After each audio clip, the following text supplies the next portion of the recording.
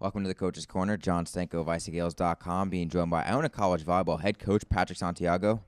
Coach, you guys entered the MAC tournament as a 3 seed. You advanced to the MAC championship, a very successful postseason run, unfortunately not culminating with the title. But you look back on those 3 games, what do you take away from your team? I take away that we had a great year. I think we were lucky in the fact that I believe that luck's what happens when opportunity meets your skill and preparation, and we were in a position to get that 3 seed based on what happened throughout the course of the season, and only if we won our last 2 games of the regular season. So we put ourselves in that position, had the opportunity, and we're prepared for it, and the girls stepped up and executed. I think the same thing happened in the MAC tournament. We were there and we had good opportunities, and when the opportunities went our way to win, we were prepared and took advantage, so that was nice to see. Let's talk about the opening round matchup against Quinnipiac. It was a roller coaster ride. Up 2 sets, then it went to a 5th set, but you guys pulled it out. So what was the emotion of your team throughout that whole entire roller coaster ride? Well, we were prepared for it. In our preparation, we're constantly prepared by our coaching staff and our media staff.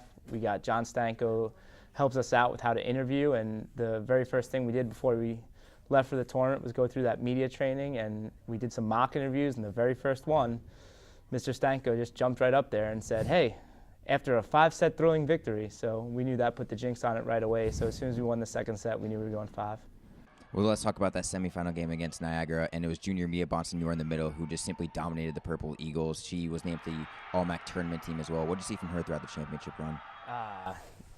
She played fantastically. We got to see a lot more emotion out of her.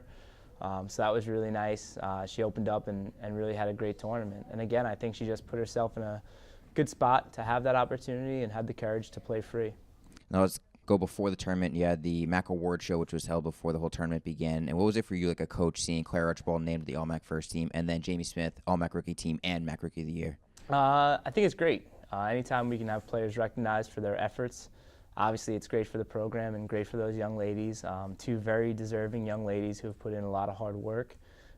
So that was awesome. I think there's some other guys in our team that could have maybe been honored that weren't, but that's sports and always happens. So we love awards, but we also, we're proud of our product as a whole no matter what.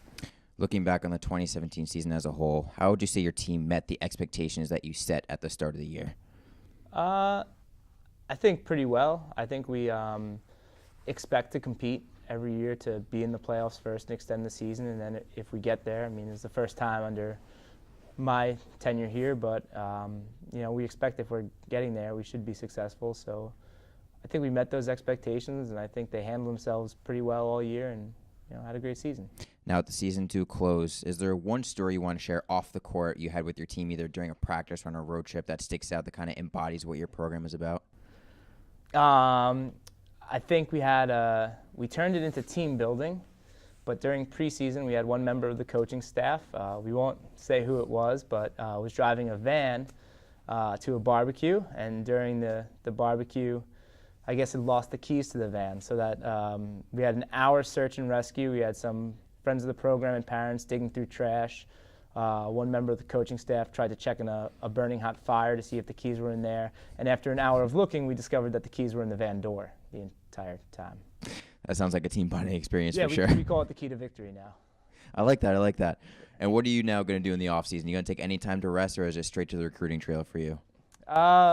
Recruiting, coaching some club, and getting out there and finding some players that can help be impactful and help add to our culture. Well, Coach Santiago, is a phenomenal 2017 campaign. Best of luck moving forward, and enjoy some time off, if you will.